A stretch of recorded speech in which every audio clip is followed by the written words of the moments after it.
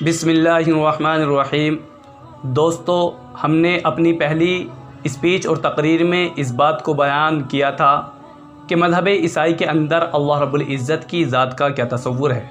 اور عیسیٰ علیہ السلام کے معجزات اور ان کے کرشمات ہم نے بیان کیے تھے۔ لیکن آج کی ہم اس چھوٹی سی اور مختصر سی اسپیچ اور تقریر میں اس بات کو بیان کریں گے کہ یہودی مذہب کے اندر اللہ رب العزت کی ذات کا کیا تصور ہے۔ اس بات کا اندازہ ان کی مذہبی کتابوں سے لگایا جا سکتا ہے۔ ان کی ایک مذہبی کتاب ہے جس کا نام بک آف ڈیٹونمی ہے۔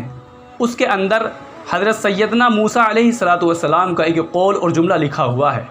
حضرت موسیٰ علیہ السلام نے اپنی قوم بنی اسرائیل کو خطاب کرتے ہوئے فرمایا کہ اے بنی اسرائیل، ہم سب کا معبود صرف ایک معبود ہے، یعنی ہم سب کا خدا اور ہم سب کا اللہ صرف ایک ہے۔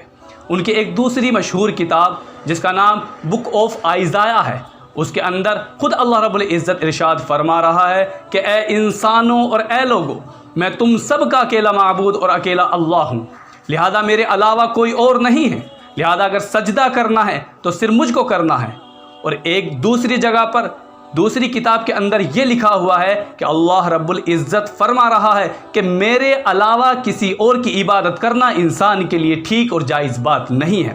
لہذا میرے علاوہ کسی کا بت بنانا اور اس بت کو بنا کر اس کی پوجا کرنا، چاہے وہ آسمانوں میں سے ہو، چاہے وہ زمینوں میں سے ہو، یا وہ پانی میں سے ہو، اللہ رب العزت کے علاوہ کسی کی عبادت جائز نہیں ہے۔ اب اللہ کو کسی تصویری روپ میں ڈھال کر اس کی پوجا کرنا، یا اللہ کے علاوہ اس کے ولیوں کی اور اس کے انبیاء کی تصویر بنا کر یا مورتی بنا کر یا کوئی شکل دے کر پوجا اختیار کرنا ان کی، یہ بالکل ناجائز اور غلط بات ہے۔ اور یہودیوں کے یہاں ایک باطل عقیدہ ہے جس کو قرآن کریم نے بیان کیا ہے، اور وہ یہ ہے وقالت الیہود عزیر ابن اللہ، کہ یہ یہودی لوگ حضرت عزیر علیہ السلام کو اللہ کا بیٹا کہتے ہیں۔ یہ کیسے منہ کی بکواس ہے ان کی، اور کیسا جھوٹا اللہ رب العزت کی ذات پر بہتان ہے۔ لہذا اللہ رب العزت کی ذات تنہا ہے، اس کی نہ کوئی بیوی ہے نہ اس کے کوئی بچے ہیں۔ حضرت سیدنا عزیر علیہ السلام ایک نبی اور اللہ رب العزت کے پیغمبر اور میسنجر تھے۔ یہودیوں نے یہ عقیدہ گھڑا اس وجہ سے ہے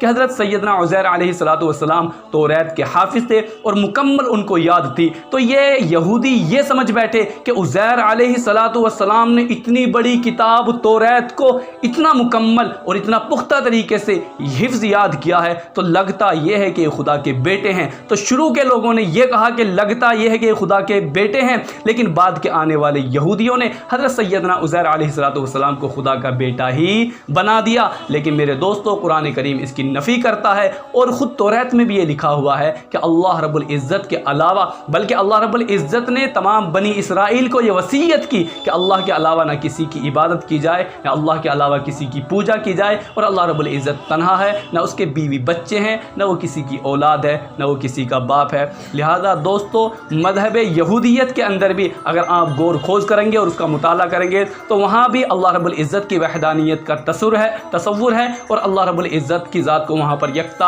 اور خالق اور مالک مانا گیا ہے۔ لہٰذا یہودی مذہب کے اندر بھی اللہ رب العزت کی وحدانیت کا اقرار ہے اور اللہ رب العزت کی عبادت کا اقرار ہے۔ لہٰذا ہم سب کو اللہ رب العزت کی عبادت کرنے کی توفیق عطا فرمائے، آمین یا رب العالمین۔